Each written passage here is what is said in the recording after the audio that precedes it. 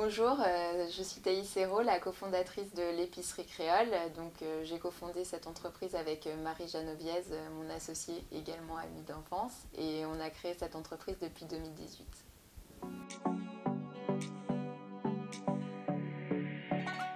Tout d'abord, l'épicerie créole, ça a commencé avec une marque qui avait pour but justement de valoriser l'excellence des territoires d'outre-mer. Et aujourd'hui, ça a évolué et on est une plateforme où on distribue pas seulement les produits de l'épicerie créole, mais aussi d'autres produits. Alors aujourd'hui, on a une large gamme. C'est principalement de l'épicerie fine salée. On a aussi un peu d'épicerie fine sucrée. Par exemple, on va avoir de la sauce créole, du vinaigre à l'ananas. On va avoir voilà, des produits assez variés. L'idée, c'est vraiment d'avoir une gamme de produits d'épicerie fine. On a vraiment des critères de sélection de qualité. On veille à ce que ce soit une production artisanale, sans colorant, sans additifs, de préférence bio. Mais bon, c'est vrai que c'est pas forcément évident parce que les réglementations avec les producteurs font que c'est pas forcément jouable pour eux d'un point de vue financier. Mais en tout cas, oui, nous, on veille vraiment à ce que ce soit des bons produits et que la qualité soit au rendez-vous, étant donné qu'ensuite, c'est dans des circuits de distribution qui sont quand même assez exigeants à ce niveau-là. Donc voilà.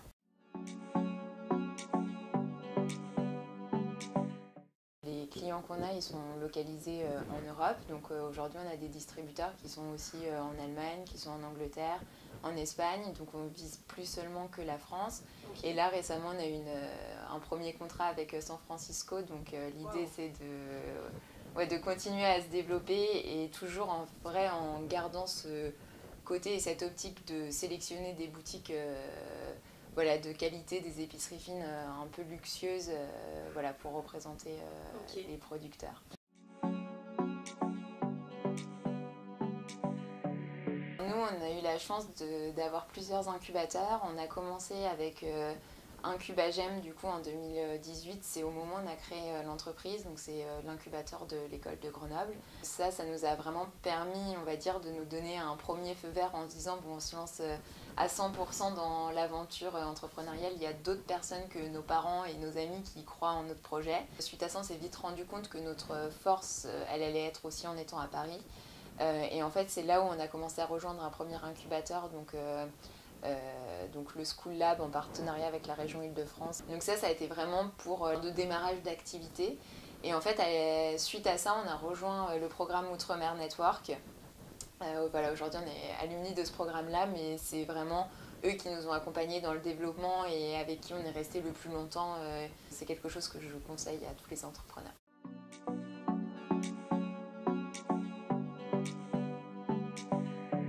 Oui, alors oui, je pense comme tout le monde. Après, nous, du coup, ça nous a permis en fait de deux choses. La première, c'est à la fois d'évoluer sur ce côté plateforme digitale et de proposer notre solution à tous les producteurs et plus d'être concentré que sur la marque l'épicerie créole, mais d'avoir aussi d'autres produits avec d'autres marques. Mais surtout aussi, on s'est rendu compte que les gens, pendant la pandémie, du coup, sont restés pas mal chez eux, ont beaucoup cuisiné et ont été curieux justement de découvrir de nouvelles recettes, etc. Et en fait, du coup, on a eu beaucoup de demandes et d'intérêt justement pour les produits, ce qui a eu un impact plutôt positif, même si au début, voilà, on a eu un peu peur, je pense, comme tout le monde, on s'en est bien sorti.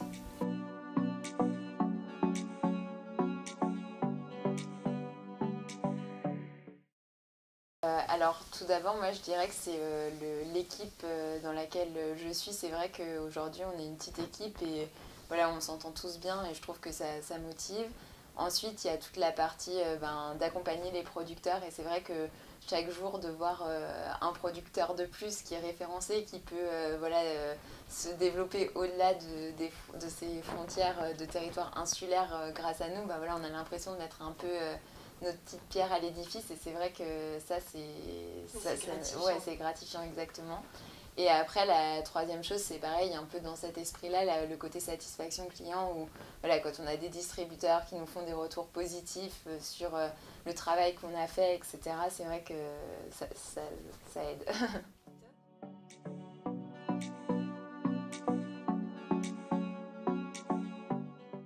Ouais, Moi, il y a plusieurs personnes.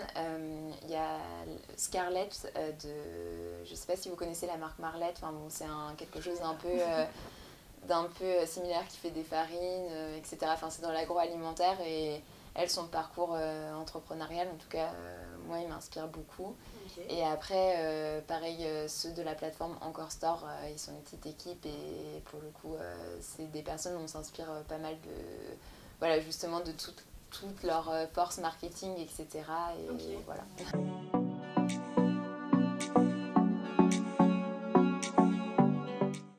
On essaye vraiment de garder ce côté, voilà, on arrive à s'adapter, peu importe la situation, et puis de rester positif, peu importe, parce que bon, c'est vrai que le négatif, pardon, ça apporte jamais rien de bon, donc voilà.